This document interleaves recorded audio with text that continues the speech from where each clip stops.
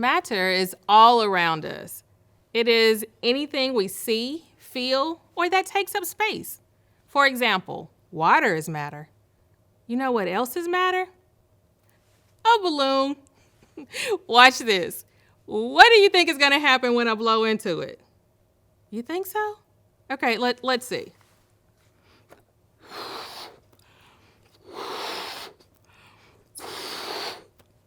You were right. It did get bigger.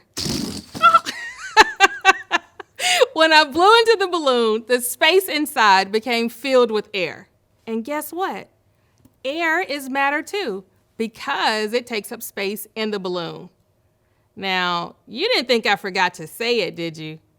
Good morning, my dear, sweet, beautiful, brilliant students of Arkansas.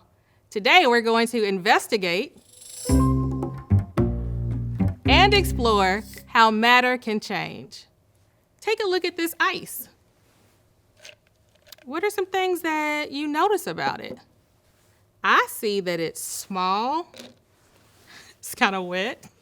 And it looks a little more sophisticated than a square because squares are flat, so it must be a cube. What else do I see? Yeah, I almost forgot about that. It's clear and it is cold. It's also a solid, which means that it keeps its shape and size. I'm gonna, just leave this over here and we'll come back to it in a little bit. So let's explore some other things. Look at this paper. It's smooth, white, and it's shaped like a rectangle. Now, if I ball it up and then try to flatten it back out, what changes do you see? I can tell by touching it that the texture has changed. At first it was smooth, now it feels sort of crinkly and rough. But even though these things have changed about the paper, it's still paper. Here I have an apple. It's red, it fits in my hand, but if I slice it, then it becomes several different pieces and no longer one whole solid apple. Even though these changes have occurred or have happened, it's still an apple.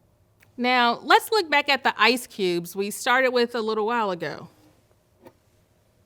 Wait, where'd they go? Did you come and get my ice cubes? No? Well, where are they? They're not in the glass anymore. How did it change?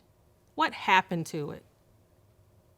Are you telling me that they melted? That they got smaller and changed from a solid to liquid? I wonder, how can I change this liquid water back into a solid? If you know, please tell me. Ding, ding, ding. I got it. Since the ice is just frozen or solid water, I can put it back in the freezer. Now, shh, don't tell the other teachers that you gave me the answer. I want them to think that I know what I'm doing. Well, I have enjoyed learning about matter with you.